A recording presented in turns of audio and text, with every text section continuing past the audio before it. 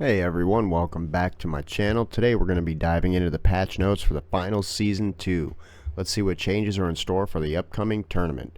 First up, we have some exciting new character balances. Some fan favorite heroes have received buffs to their abilities, while others might have been slightly nerfed for better gaming balance. Players are definitely going to need to adapt their strategies with these changes in mind. In addition to character balances, there are also new maps being introduced for Final Season 2. This map offers fresh and challenging environments for players to test their skills on. Get ready to explore new terrain and discover the hidden secrets in this new arena. Lastly, we have some quality of life improvements and bug fixes.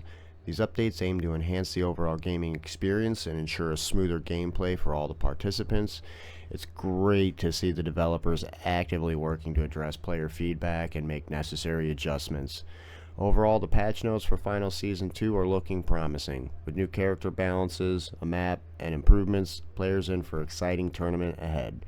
Thanks for watching. Don't forget to subscribe to my channel for more gaming updates and reviews.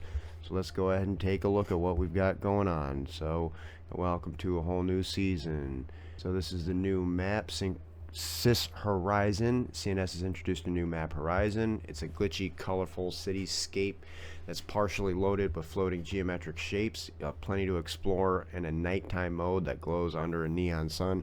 We've all seen the videos for this and the trailer. This looks absolutely amazing. I am crazy excited to get into the new map, see what it looks like. We got the new game mode, Power Shift, brand new 2-team mode, casual 5v5. Compete to escort a physical platform through the arena as it rips through anything in its path. The trailer, again, this looked absolutely crazy. Really looking forward to that. All new tutorial set in the streets of Monaco lets new players learn the ropes and provides a testing ground to try out gadgets, specializations, and weapons. Your friends who are new to the game can get on board quickly, and you can get a refresher if you've been away. It's well worth a visit, even for the most seasoned contestants, which is great because the tutorial was was insanely basic and simple. It really kind of just like threw you into a storm and was just like, hey, go ahead and survive. Don't worry about it. The classes are getting 3 new weapons. A FAMAS, a burst fire assault rifle. I've heard this really isn't all that great. This for the medium builds, retains most of its damage even at longer ranges, so that might increase the range for mediums a little bit, which they, obviously they play better at kind of mid-range anyways, so we'll get to see how that turns out. The 93R, I've seen gameplay footage of this, and this looks pretty fun. Burst fire handgun, newest addition to the light loadout, fires in 3-round bursts and is ideal for close to medium range engagements. Lastly, for the heavy build, the KS-23 stripped down slug round shotgun. It requires precision to handle effectively, but zooming in and predicting the enemy's movement will help. So yeah, this is definitely going to be that's definitely going to be an adjustment. Slug shotguns are fun, but yeah, you got to be really accurate. So that I feel like that might be needing to be nerfed here in the future. We'll see. I have a feeling like that's going to get abused like crazy. We got the new gadgets. So we got the dematerializer for the mediums. Temporarily erases physical surfaces like walls and ceilings, making it allowing players to see, shoot, and pass through solid surfaces. You can create new passageways and close them back up again. This looks fun. One thing definitely mediums missed was a breach charge style ability. You can use barrels to blow up holes, but like then you had to carry the barrel, so it kind of left you open for a minute. So having this, I think, is really going to benefit mediums, and I'm a big medium fan, so I'm really looking forward to using that. The gateway grenade, limited range deployable portals for the light build. You can't see shoot through them, but you can jump through them, and they do dematerialize after X amount of time, but any player can use these, friend or foe, so this is going to create some good exit points too. I don't care for the light build myself, so now we get to find something else for them to aggravate us with. Heavies get the anti-gravity cube, deployable cube for the heavy build that manipulates gravity in its immediate area. This is going to be interesting. This is one I'm really looking forward to seeing how they play it. My son plays heavy pretty religiously, so I'm looking to see how this one works. Looking to do a duos with him soon. So this will be fun using this and the dematerializer and the data reshaper. So speaking of which, we mediums get another gadget where you can turn any object into something else. So this is going to be fun. You're going to be able to set up some traps. Like this is going to be a little entertaining. So definitely going to have to be a little bit more situationally aware when approaching cache boxes and small boxed in rooms.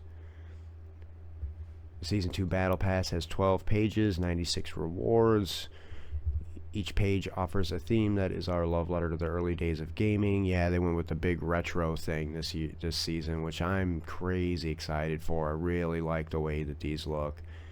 Battle Pass isn't the only way to earn rewards. We're also introducing the new career circuit. Each week a new set of contracts will unlock in the career menu. These allow contestants cash in contracts and earn free rewards. At the end of each weekly set will be a sponsored prize. You'll be able to fulfill contracts at your own leisure, but you'll need to wait for each new circuit to unlock through the entire length of the season. The career circuit can increase your skill and coax you into trying a variety of new things throughout the season. Of course, filling in your weekly career page will get you a free gift a week, but it also counts towards your Battle Pass progress, so players can grind for completion even late to the game.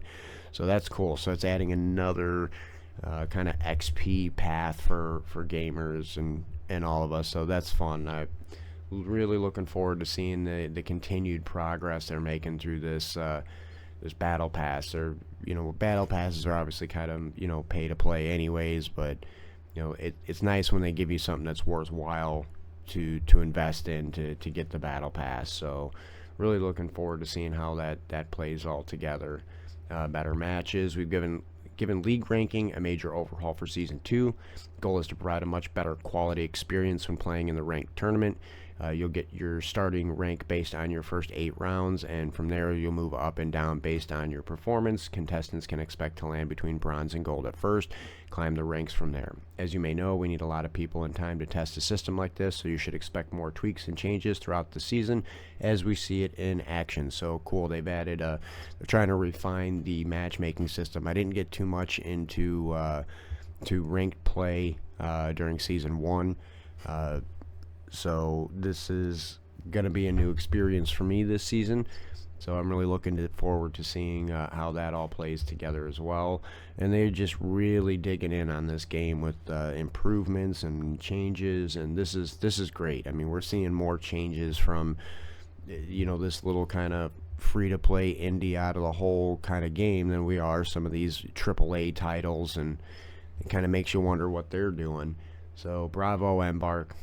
Don't stop the momentum. Really looking forward to seeing how far you guys really take this game, because it just has an absolute just amazing amount of potential. So we're gonna go ahead and check out the new abilities and equipment. We've got the new map, the Horizon map, new game show event, the Retro Invasion 82 event. Don't know what that is, but that ought to be interesting. Got the new specialization, the dematerializer, the new gadgets, the gateway reshaper, reverse gravity cube, new weapons. Here we are to the balance changes. So throwables, explosives, and nukes. Thank God they are nerfing those nukes. That was so agitating at times.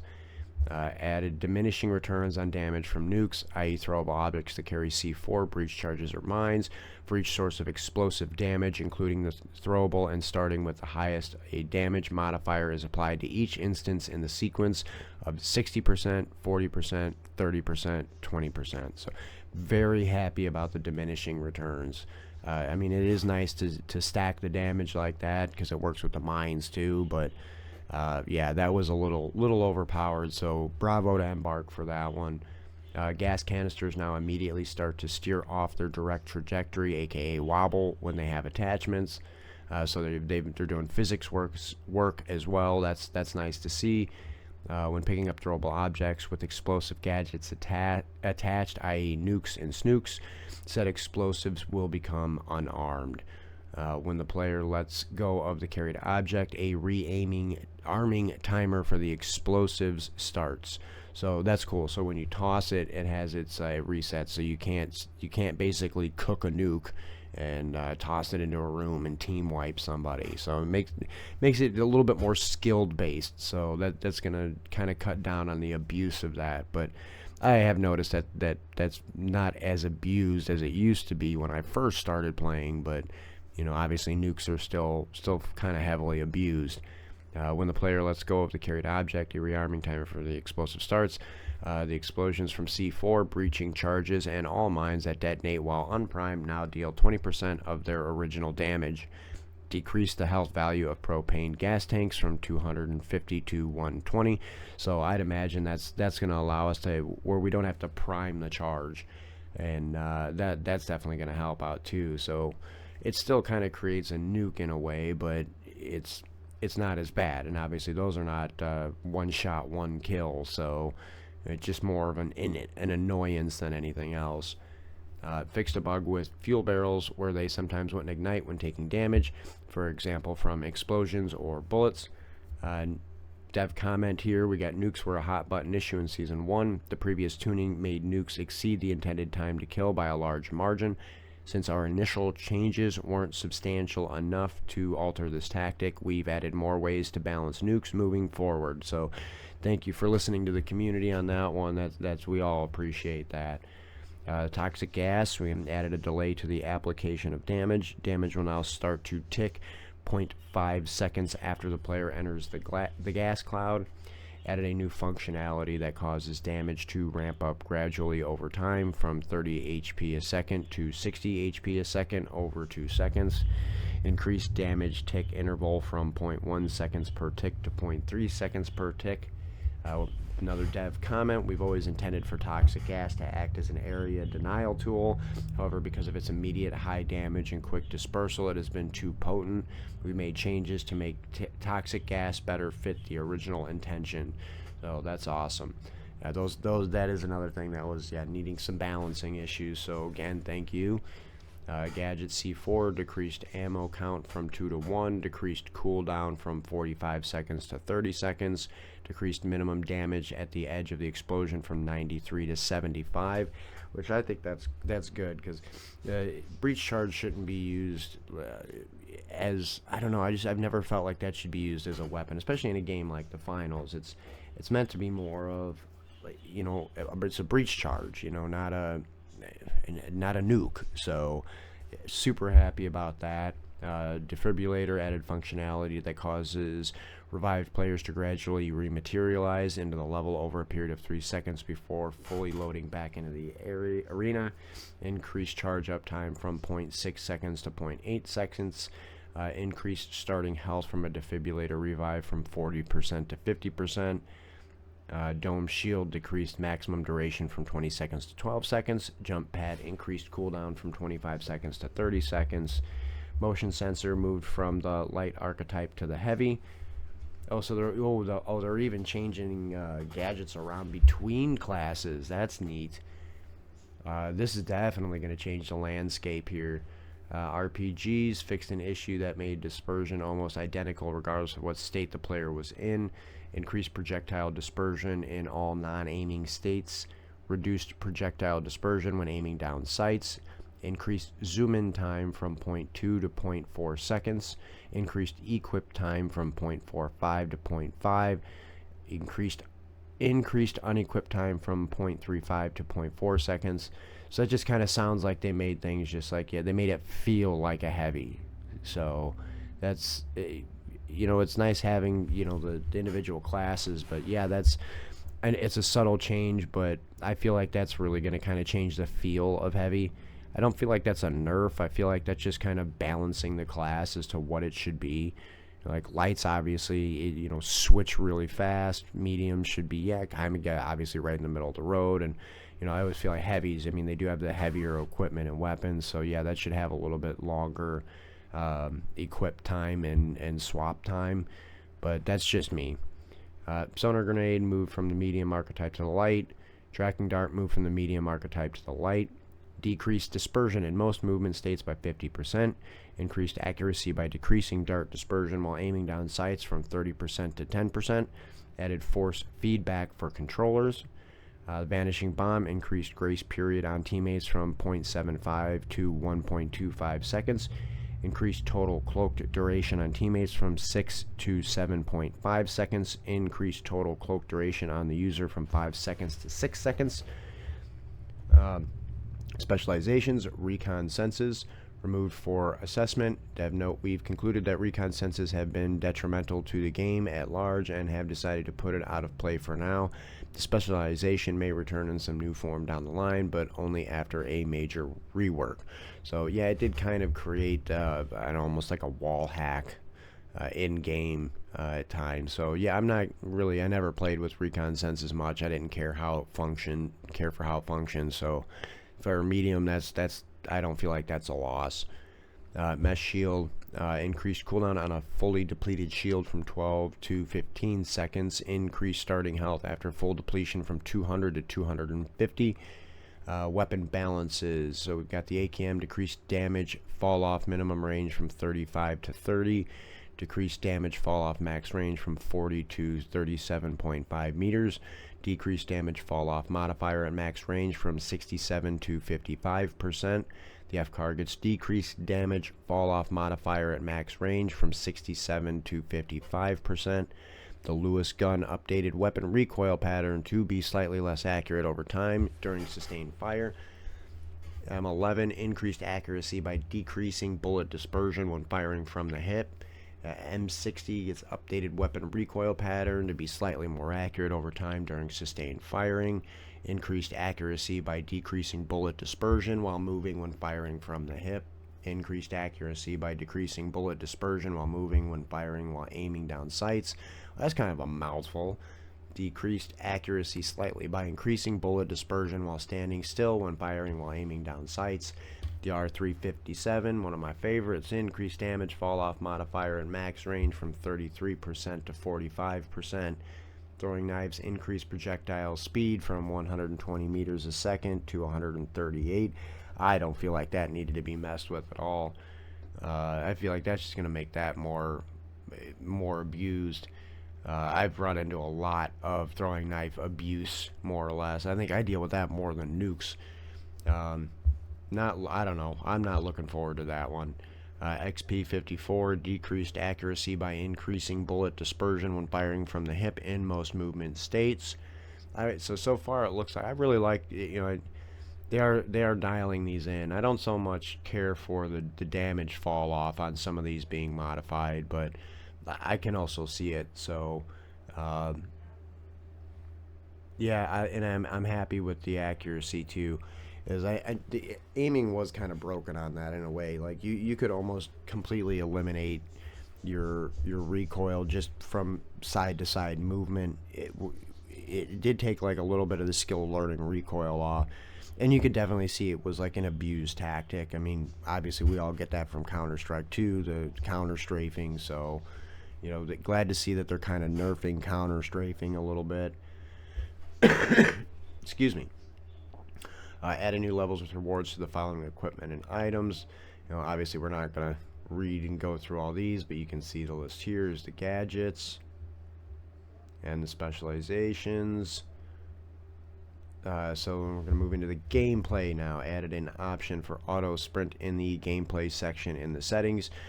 Dev comment here, you can turn on auto sprint in the settings menu and select the time it takes for your contestants to begin sprinting. I like that.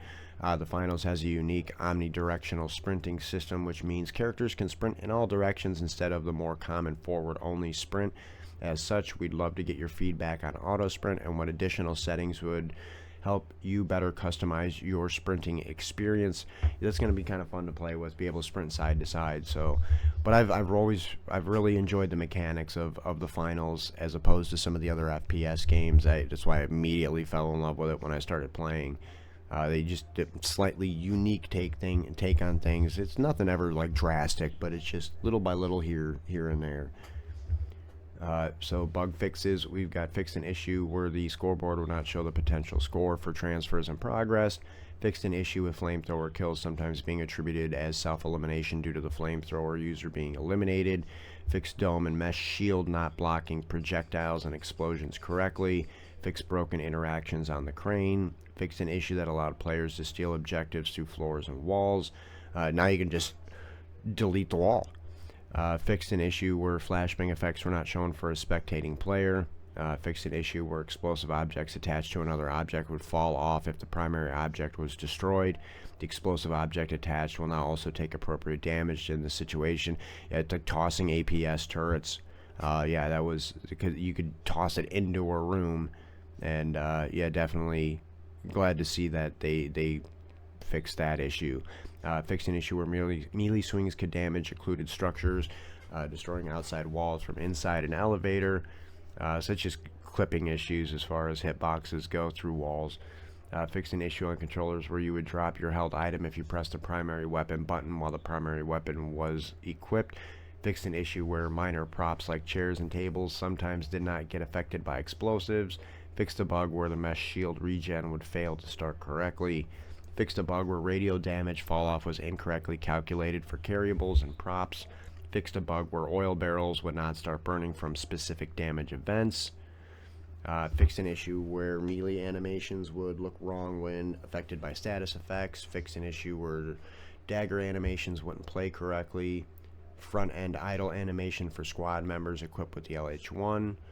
Fixed the T-pose bug when players would use the sword lunge and swap items at the same time. Fixed a bug for the 1887 Doe Wrangler skin where the left hand would pop up on the screen when shooting while crouched. Fix a bug that caused floating items to appear when riding zip lines. Fixed a bug where melee swings happening at the end of mantling would skip the animation. Fixed a bug where the character's arms would clip each other when wielding throwing knives. Fixed bugs where ADS specific weapon handling would play outside of ADS. Game modes improved spawn selection around active objectives. Fixed issue where players could push opposing teams to spawn unfavorable by not inserting the cache box. Fix for case where two squads spawning at the same frame could use the same spawn point. Levels, we got new and improved algorithm for map selection to ensure you rarely see the same map multiple times in a row. Leaving matches will not affect the outcome of the selection. Improved lighting on nighttime Monaco. Reduced wind movement on vegetation in Vegas. Fixed issue where multiple level objects were overlapping each other. Fixed issue with some materials in the end of round celebration being drawn behind the team logo. Improved debris handling, letting it settle before being removed. Improved lighting on Soul fog and storm settings. Fixed a bug with glint tint skin not looking correct. Yeah, that was brought up I think in the last patch. Added voice lines for reloading. Improved footstep audio for players using pistols. Fixed a bug where objective pings would not play the correct audio. Fixed bug where match commentary would play in the practice range. Added sounds for squad mate, down, and the last player standing.